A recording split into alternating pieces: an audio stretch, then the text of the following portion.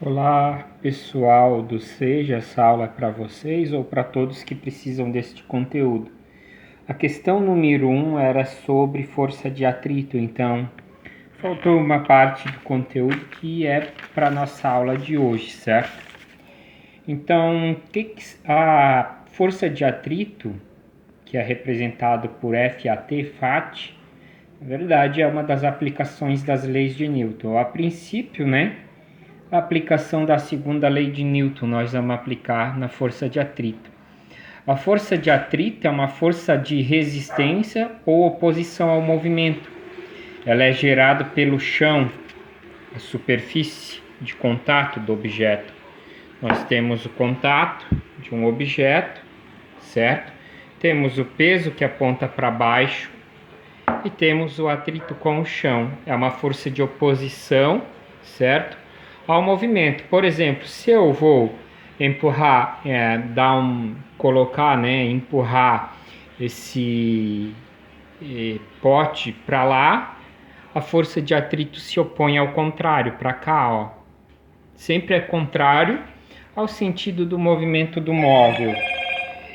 Assim sendo, a força de atrito de estático, na verdade a força de atrito, nós temos ainda dois tipos de força, tá? Força de atrito dinâmico.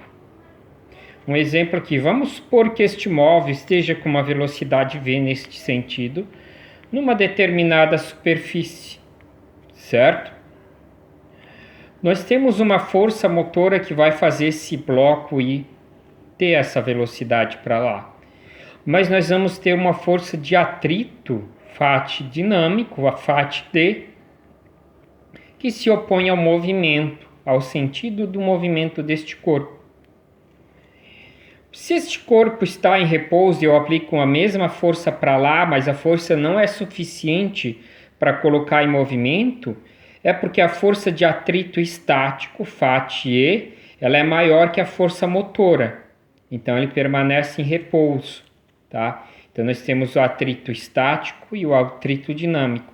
O atrito estático de um corpo sempre é, no caso, menor, deixa eu dar um foco aqui, sempre é menor que a força de atrito dinâmico.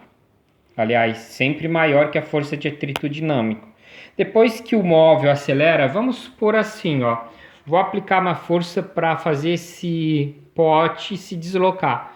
Eu vou aumentando a força, aumentando até ele começar a se deslocar. Depois que ele se desloca, a força é mais leve. Então a força sempre para colocar um objeto em movimento é maior do que depois que ele entrou em movimento. Então nós temos o atrito estático, enquanto ele está parado, atrito dinâmico após que ele passa a se movimentar. Ok? Nas equações que a gente utiliza para o atrito estático e atrito dinâmico é essa, ó. Força de atrito dinâmico é a força normal vezes o coeficiente de atrito dinâmico. Lembra que a força normal é a massa vezes a gravidade. Quem que é a normal mesmo? Deixa eu ver aqui, nesse exemplo, ó.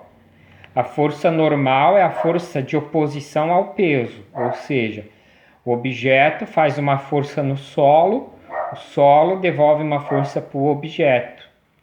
Por isso que a gente utiliza a normal na força de atrito, que é o contato entre o bloco, o corpo e o solo.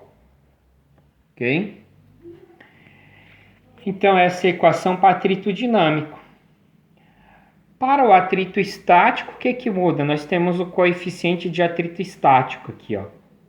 É a normal vezes o coeficiente de atrito estático. Isso é a força de atrito estático, certo? E a gente pode escrever assim, se eu não querer, a normal é a massa vezes a gravidade, então posso substituir mg. Então, massa, m é a massa, g é a gravidade e μ é o coeficiente de atrito estático. Assim a gente encontra a força de atrito estático. Ok, pessoal? Agora a gente vai a um exemplo.